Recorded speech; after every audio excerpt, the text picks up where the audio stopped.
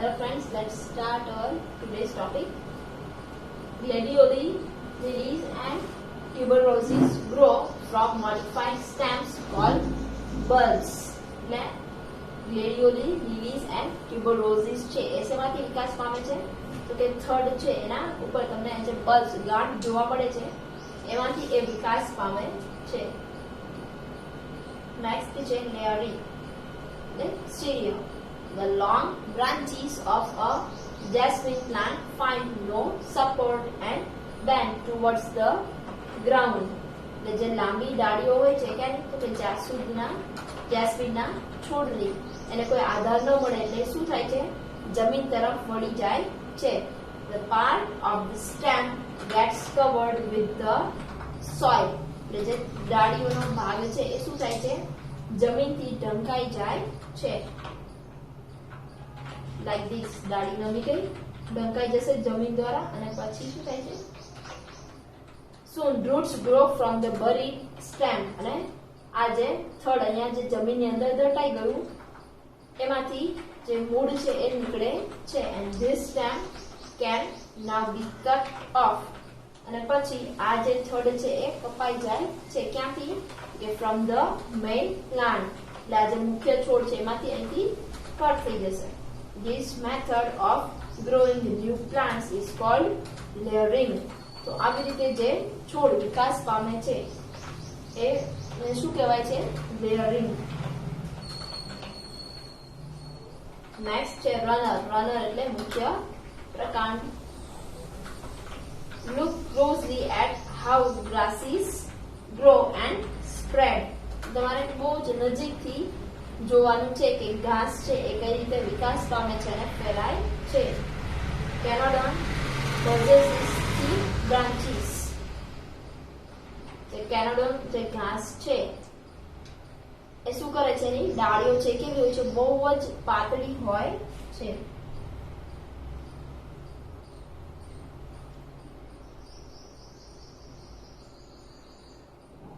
which arise from the axil of the leaves. કે જે એનું પાંદડું છે એના જે છેડાનો ઉપરનો છેડાનો ભાગ છે ત્યાંથી ઉગે છે. તો these branches are called runners. તો આવી જે ડાળીઓ નીકળે છે એને શું કહીએ છીએ આપણે? રનર્સ કહીએ છીએ. The runners creep some distance away from the mother plant.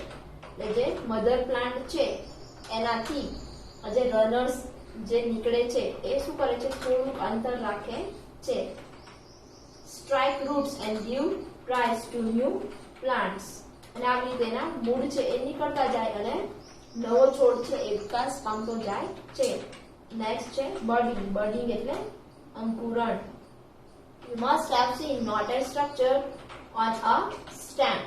તમે છોડ ઉપર જે ગાંઠવાળી રચના છે એ જોઈ હશે. The method of growing new plants out of these knots is known as budding. તો એવી પદ્ધતિ કે પ્રક્રિયા કે જેમાં તમે શું કરો છો? નવો છોડ છે એ વિકસાવો છો. કેમાંથી?